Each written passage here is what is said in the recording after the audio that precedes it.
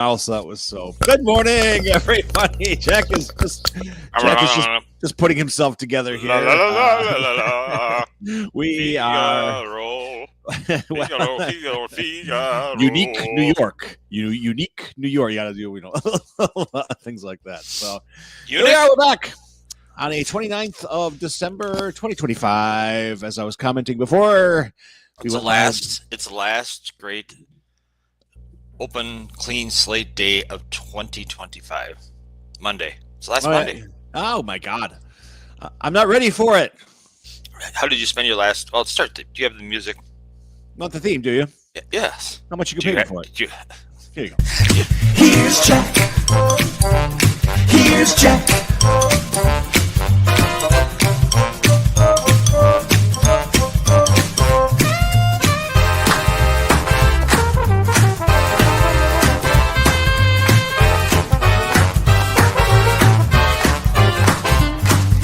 Jack. Here's Jack.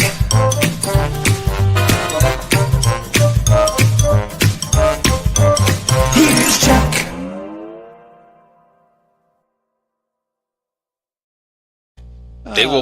They will be playing that at Dick Clark's. Even though he's dead, they still call it Dick Clark's Rockin' New Year's Eve with Ryan Seacrest. That'll be the song. Seacrest is getting to be as old as Clark was. He's been around. Nobody will be as old as Dick Clark was. Yes, they call him the oldest living teenager. Did you like Dick Clark? I love that show. I never missed it. American Bandstand? I watched that a little bit. I mean, that was a little before my time, I guess, but it was still on through the 80s and part of the 90s. But it wasn't before your time. You're just out of it. Its heyday was. I mean, I don't think everyone. What about Soul Train? I watched a little Soul Train at my time. Soul Train was much better. With Don Cornelius. Well, I think you and I both take a page out of Don Cornelius's book when we go live every morning at 8 a.m. We're just that smooth. We are smooth. It's like I better not say it. It's a wonderful day.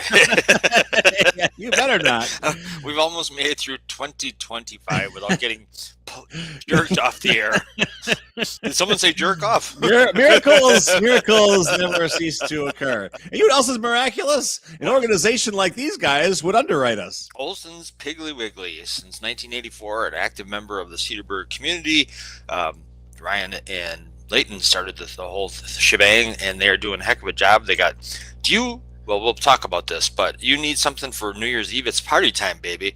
Whether you need Chakarudi supplies or you need champagne. Or you need a tiger cake. A zebra cake. Zebra cake. I know the Olsons. They're going to have something. I got news on upgrade to one of our all-time favorite snacks. Okay. But we'll get to that. So Olson's Piggly Wiggly has it, and they just nice people too. So there. Yeah. So don't do New Year's Eve without them. That Piggly Wiggly rocks. I mean, they're busy. Most of usually that's a hub. That's like a community hub. It's a community hub. They're doing something right. You think? Yeah, well, they got they got food that helps, but that helps. No, they have a lot of the people in the bakery are very nice, and I try and stay away from the deli it's just, and you like going there. You go there for lunch sometimes. I do. I like their hot bar, and it gets hotter when I get there. Oh God. Oh yeah. So I got big news. Yeah. Yep. Terry Sweet. Because of us, he had his world premiere here on the show. Right. He has surpassed 150,000 views on Facebook, and very nice. He's even included in some Spotify New Year's Eve playlists. Nice. And all because of us. And we're taking credit for all this. Is that the line? Okay, I want to make sure that I run with that. You didn't send a memo out that we would be claiming full credit for all of Terry Sweet's success. Of course. Okay, he knows that. I mean, he does now. That's the risk you take by. You're welcome. You're welcome, Terry. By being a guest on the Jack Henke show. Yeah, the risk you take is you will eventually absorb. Like a fungus, we will absorb all of your goodwill. Do you drink champagne? I have in the past. It's not my favorite thing in the world. Maybe because I've always had bad champagne. Andre's Cold Duck doesn't count as champagne. That's the $2.99 bottle of garbage. MD 2020. Yeah. Yeah. No, I certainly not throughout the year. I don't crave like, oh, we gotta. With our burgers tomorrow night, we gotta have some champagne. I mean, that won't fall out of my mouth. I don't know. No. You know what goes really good with a zebra cake? I like to dunk them in champagne. Oh. It's just not something that you do. So I don't know. I'm not sure if it has. Besides celebrating something or smashing it against the side of the boat like Ted Knight in Caddyshack. You broke my boat. I don't know what use it has. A birth, a wedding. Okay, fine. So it's celebratory liquid. Which sounds... Shut up over there. Yeah. None of your business. You said it. Hey, no, I could drink it every day. It's really, yeah. So you're like a fan. Yeah, it's Look at I'm refreshing. a fan of champagne. It's refreshing. It is. I mean, it's fine. And the bubbles keep it. A lot of people just can't handle the bubbles. The bubble to me keep it light. It's like having a soda. It's having like a wine soda. A carbonated wine. The classy champagne makers are going to run with that one. Yeah, we're like wine Jolly Good. Whiny good. It's nice. At the bottom of the bottle is a joke, like they used to have in the Jolly Good cans. That's right. Oh, I forgot how old you are. That's right. Whiny good. Yeah. So there you go. Yeah. All right. Yeah. So I don't know.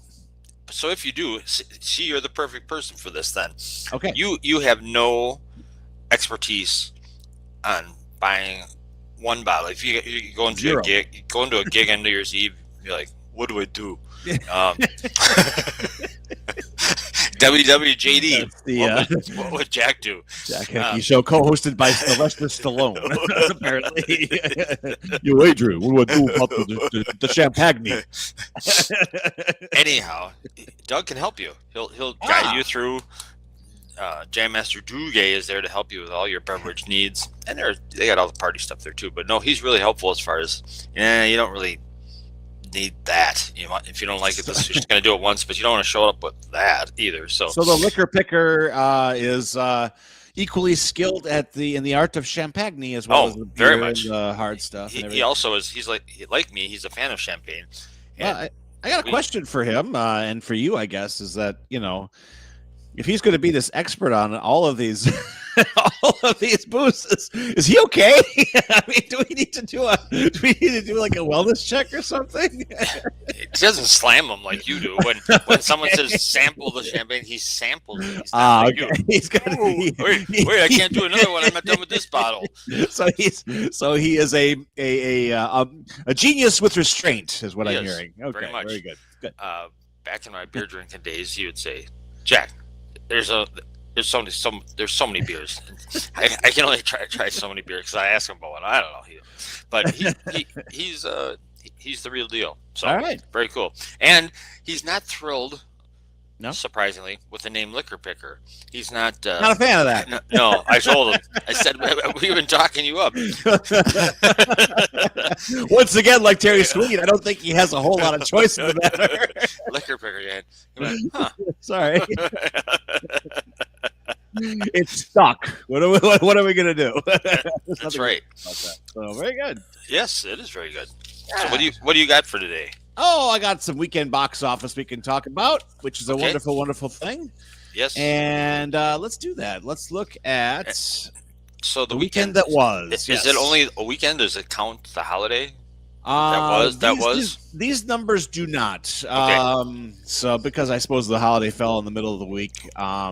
This is more of a three day haul, I guess. So what we're looking at here is the weekend of Avatar: Fire and Ash, which comes in with a 3-day, $64 million haul, which is down a mere 28%. From the week prior, and that actually is great. That's one of those things where most Hollywood movies have a 50 to 60% drop off, which is normal, but everyone goes out opening weekend, and then you just have the natural drop off. This one has a mere 28% drop off, which is a lesser drop off according to Variety, than the prior entry, which had a 50, the traditional 50% drop off. So this one is holding well, and I believe worldwide, globally, we are looking at about, what do we got here so far? 750 million globally. So this is going to obviously cross the 1 billion mark without a problem, and that's a beautiful thing. That's bodes well.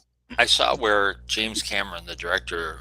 He's a cool cat. I like him, even though he can be, I guess you don't want to be directed by him. I guess he gets a little surly on set, but then I deal with this. So like, how bad can it be? True. Yeah, you could just put his caricature with all those things, smoke coming out of his ears like Jamie has me. Exactly. Yes. But I saw where he said this one doesn't do well, he's not going to do 4 and 5. But he already has 4 and 5 written, I guess. Yeah, more to come, I would say. More to come. Yeah, I'm a little sad about that, actually, because I thought prior to this Avatar obsession of his, which decidedly was a good career choice, but I'm sad because he was such a good filmmaker prior. He made a lot of, like True Lies. Go back and watch True Lies sometime. That is actually one of those like nearly perfect screenplays. That is a great movie.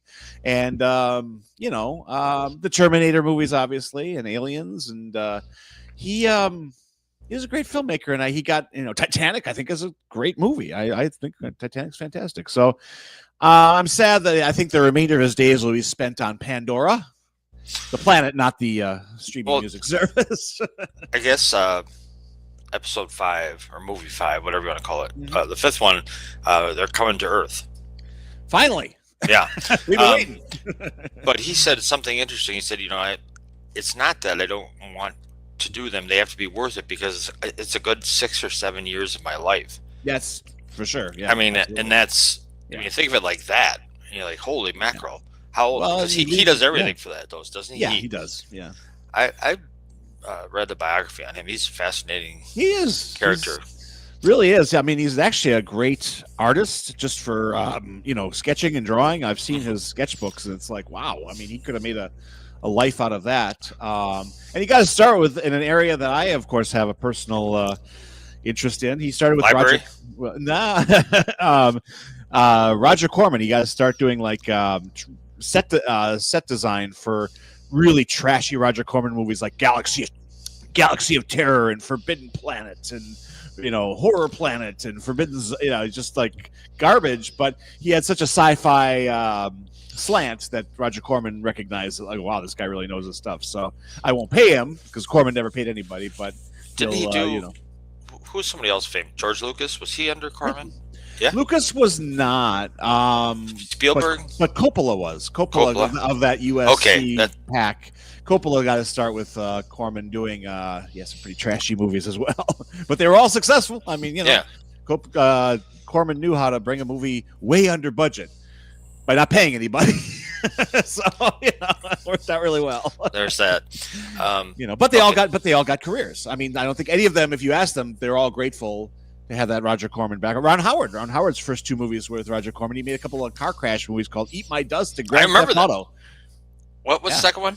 Grand Theft Auto. Oh, he made I remember Eat My Dust. That's great. Yeah, those movies are fun. I mean, and he wanted to direct so bad. He was just he stuck. Why do you want to direct so bad?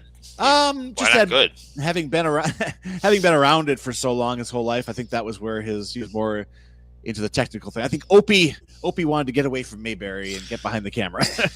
All right, so if you could be anything connected to a movie, any role, I don't mean actor, director, producer, what screenwriter, what would you choose? One and one only. Stupidly, I would choose screenwriter because they're the ones who are dumped on the most in Hollywood and loathed and have the worst. But that's and I have directed. I mean, I actually have, and I like doing that, but that's too nerve-wracking for me, especially at this age. I would direct if I had if someone would if I had a huge budget behind me, and like if it rained, a lackey would bring me a raincoat. And it was a really good spread, for breaks. I would direct because I would need it to be really cush. because directing otherwise Really it's cush. it's just guerrilla warfare. If you're directing with no to low budget, just watch the documentary on Coppola and Apocalypse Now, Hearts of Darkness, and you'll see how much fun directing can be. I'm in the middle of Cambodia with a camera and 5 stoned actors and a movie studio that keeps calling saying, "Where's our money? Where's our film?" People either who have worked with him either love him or hate him. There's not a lot of directors that like that, right? You should understand that, Jack.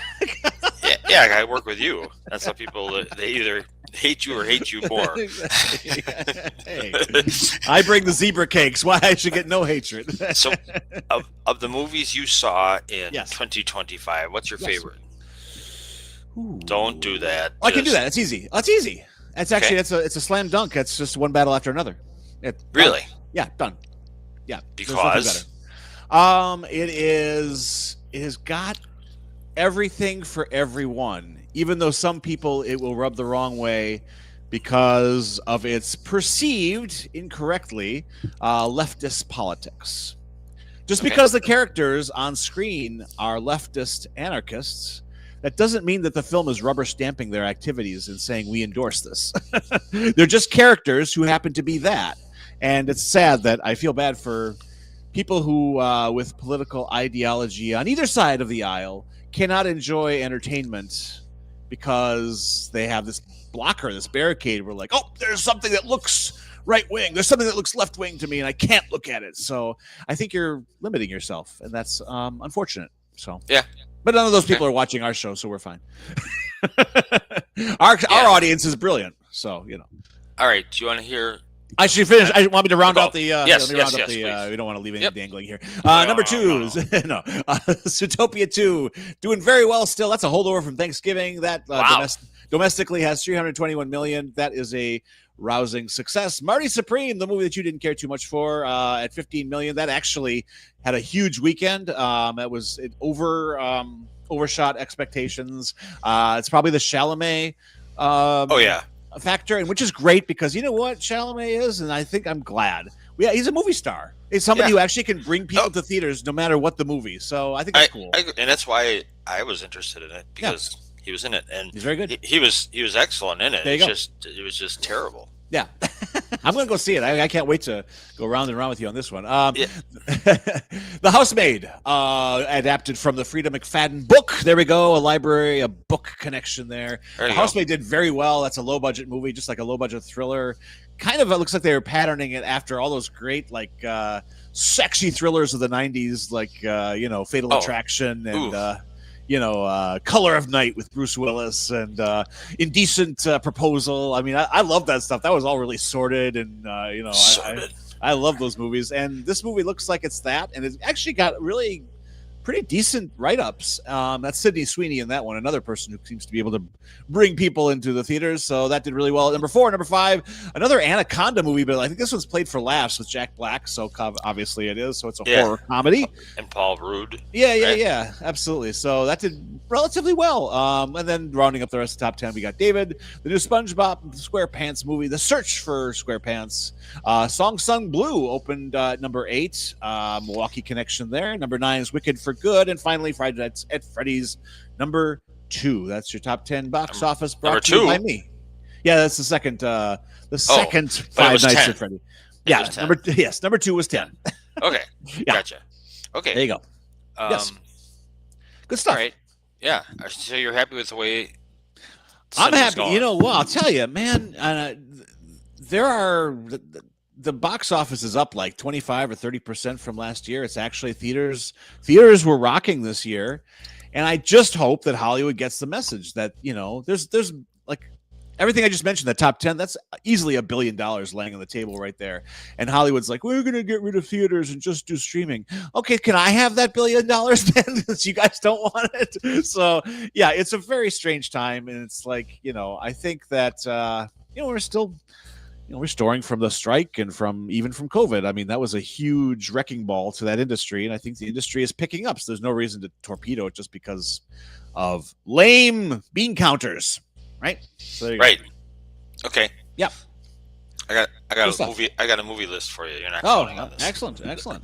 Me, we're done with the Christmas songs finally. I thought we had 200 more. Thanks to me, we got through them. Yes, if you would have just stopped, God. if you would have just stopped complaining, for God's sakes.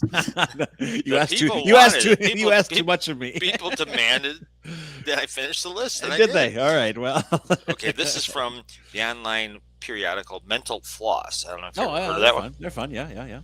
This is a list of 7 movies, and is seven movies from the 1980s. Movies so great Hollywood could never remake them. But they'll try. You want me? I'll just fire through them. You do like one sentence or less. You got Number 1, E.T. Don't touch it.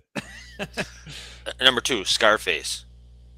Did you like Scarface? Well, Scarface was a remake anyway, because that was a 1931 Paul Muni movie, and then the one you're probably talking about is the Pacino one from '83. It's from the 80s. I just said from the 1980s. Yeah. I do it again. Why not? I think we could remake that. I'd remake it. It says here, last note on Scarface, the movie is already a remake of a 1932 version. Luca Guadagnino, yeah. Was supposed to be directing a new Scarface, but that project is no longer in development. That's a shame. I think he'd actually do a good job with it. Okay. Number 3, The Shining. You know what? I could live with a remake of that too. Yeah, why not? Okay. Number 4, everything Brazil. Stephen King. Yeah. I'll read the years. I'm sorry. E.T. was 1982. Scarface was 1983. The Shining 1980. I went and saw that in the theater. That scared the living bejesus out of me. I could again. Number 4 is Brazil from 1985. No, don't touch. That's my number 1 movie of all time. That's the top. So we don't touch that movie. If someone tried, I would spit food. Oh, really? Yeah. Get me over to Olson's Piggly Wiggly to buy some food to spit. The satire still holds up really well because bureaucracy never went away. If anything, it got worse. That makes the movie feel timeless, so the remake would be wholly unnecessary. Speaking of Brazil, my delightful, glorious, wonderful Jenny was up this weekend, and she brought me for a gift. She's been buying me lobby cards. You know what lobby cards are? My favorite. Okay, so that's kind of collectible now, but back in the day, the studios would put out these 8.5 by 11 stills of the movie on glossy paper that movie theaters would put in their lobby to advertise the movies coming out. And so, but they don't do it anymore because we can't have fun anymore. So, so lobby cards have become kind of a collectible item. And she brought me some Brazil lobby cards this weekend, and that was wonderful and cool. And yeah. She gets me. She does get you. I don't get it, but she gets you. From 1980, number 5, Airplane. Yeah. I mean, they just remade The Naked Gun with Liam Neeson and Pamela Anderson, and that was allegedly very good. I want to see it. So, I don't know. I don't think that's some sort of holy... the thing with Airplane, remaking that now, it's just a different culture, so I don't know if that one would work.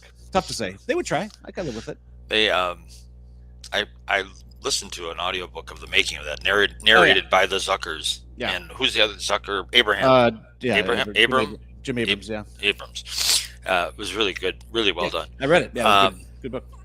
Number 6 from 1984, Once Upon a Time in America. Yeah. No. Yeah. I can't even imagine anyone could make that. That thing is like 4 or 5 hours long. And is that what's his name? Scorsese? No, that is actually Sergio Leone, who did Good, the Bad, the Ugly, and it's his last movie. It's a massive, massive epic. It's very good. I like it a lot. It's De Niro, James Woods. It's actually about sort of the Jewish mafia. And yeah, hey, take it easier. It's one of these, all right. No, it's a great movie. It's a terrific film. So. Yeah, they couldn't. They couldn't even begin to remake that movie. It wouldn't work. Number 7, final on this list, is the only one I have not heard of. I'm sure you have. From 1988, I'm probably not going to pronounce it correctly. Akira, Akira. Probably that must be the animated, Japanese animated film. Yeah. No, you couldn't. Well, it says Akira really did change animation. It tells the story of power and chaos in Neo Tokyo, and the visuals feel intense. So much so that even the most modern anime can't quite match its style and level of detail in its artistry. Katsuhiro Otomo directed the movie, adapting his own manga. That's one of the big reasons this adaptation ended up triumphing over its source material. Yeah, I mean, once again, because it's an adaptation of a comic book, one could probably do a remake. I don't think that's such a holy thing, but yeah, I mean, and let me underscore all this, by the way, that I think all remakes are stupid. Just so you know, they're unnecessary. But if Hollywood is addicted to it, so what are you gonna do? Hollywood has been chasing a live-action remake for years, with Taika Waititi being the last director attached to it, but he too ultimately left the project. That's a white whale for Hollywood. They'll never pull that off. The big and white whale, because they will want to whitewash it. They'd have to hire. I mean, to do it in a pure way, they'd have to hire Japanese actors. And Hollywood's like, well, we need a name. So I don't know. It's like I don't know. Joe Tokyo.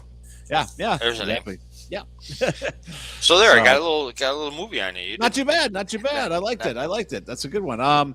We should wrap up with some news items from our friends, the news source, the only news source in America that can be trusted. Source. Yes, the official news source of the Jack Henke Show, the Weekly World News. And I've got some holdovers from the holidays. Let's take a look at this one.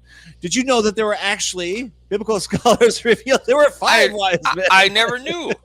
Gold, frankincense, myrrh. The 4th wise man brought a Starbucks gift card. The 5th brought up the receipt so Jesus could return the myrrh. That is my favorite Weekly World News bit that I've ever seen. They're all about the truth. You. One more here. This is also kind of religious. The face of Meatloaf appears in Dallas Diner's Meatloaf near his birthplace. And it's the 3rd time in 3 weeks. What is he trying to tell us? Oh, thank you. Yes. We want to end on a high note here. And finally, the last item from the Weekly World News. Walter Cronkite says a holiday miracle Jell-O mold comes to life. And what I like is it speaks French. It's little details that make the masterpiece. Happy holidays, everybody, from your Jell-O mold to you. What can we talk about? The Cedarburg Public Library. Let's talk about one of my. Are you open this week? We are open this week. We had a little problem over the weekend with some internet outages across many libraries. Yeah, this was a different kind of issue, but I think it's all cleared up. Hopefully, we got the all clear today. I think there was some hacker that wants to go back to the old cardboard file. It was me. But one thing you don't need the internet for, I guess you would, to order it at bonfire.com, is some Cedarburg Public Library merch. Grab yourself a crew neck. How about a hoodie? Bags are nice. I like the mugs, and t-shirts galore. So bonfire.com/store/Cedarburg Library -merch. Made possible by the friends of the Cedarburg Library. The amazing friends of the Cedarburg Public Library, who are incredible. Led by the very cool cat, Phil Page. He is the current leader. He is a cool cat. He's a very cool cat. I like him a lot. He's his humor and his countenance and everything is almost W.C. Fields-esque. He has a dry sense of humor. I like he does. So there we go. Wait. Yeah. We didn't mention tonight is the last drop-off day for Mr. Bob's of 2025 because they will not be open on Thursday, which is they normally are. Right. That's New Year's Day. Today they're open from 4 to 6 p.m. at the Ozaki Nonprofit Center in Grafton, Wisconsin. I was talking to Leslie Filer, who is one of the co-executive directors of Mr. Bob's, and she was saying how there was a group that came in last Saturday before Christmas with all kinds of wrapped candy stuff for the kids. So nice. They're really doing a lot of nice work. Fantastic, yeah. I love Mr. Bob. And their youth ambassador program Bob has got the ability to get youths in there and doing good stuff. I mean, it's just great. It's great what he does. We don't have that skill. There's no youth intern program for the Jack Henke Show, and thank God for that. No kidding. That's MrBobsUnderTheBridge.org. MrBobsUnderTheBridge.org to see a list of what you can contribute. Yes. It'd be wonderful. Speaking of contribute, let's talk about our underwriters one more time before we check out for the days. Olson's Piggly Wiggly here in Cedarburg. They also have one at the corner of Highway 57 and Mequon Road in Mequon. Yeah, so doing really nice job. Nice people, good stuff. I cleaned up. I almost said something there, but I didn't. But anyway, a lot of nice people and do a great job and very helpful to the community as well. Yeah, since we're heading to the end of the year, I want to actually retroactively go backwards and thank all of our underwriters for this past year. Thank you, everybody. You're helping out the Cedarburg Friends of the Library so much. And if you want to be an underwriter, you don't have to be part of a company or organization. You could do it as a person. And Bulldog, how do they get a hold of you to do that? 262-375-7640. Ask for Jeff, or if you're really creative, ask for Bulldog, and we'll see if the call gets to me. So, everybody there they don't call you Jeff anymore, do they? There's a few stragglers. We got to work on them. Tell me who. Give me names. Give me names and addresses. Oh man, speaking of Scarface, all right. Yeah. Very good. Happy old year, right? Because we've got a few days left. Yeah. And it's not New Year's yet. Not just yet. Holiday. Is Kwanzaa still going on? I don't know enough about Kwanzaa. I think so. I don't so that would be one of the last of a few big. Yep, wrapping it up. This time of year, yeah. Absolutely. Yep. All right. There we go. All right, that is a show. Back tomorrow with more stuff. It's Tuesday. What do we do on Tuesdays? I don't know. We do New Book Tuesday is what you do. New Book Tuesday. I'll be in my normal digs, not in my kitchen. And we'll bring in some new books that have rolled off the truck. So don't want to miss that. Readers. Brown books. Yeah. Anyway, I'll find one. All right, folks. Have a good day. Have a fantastic day. Be careful out there. It's clean cool. slate. Happy old year. This is it.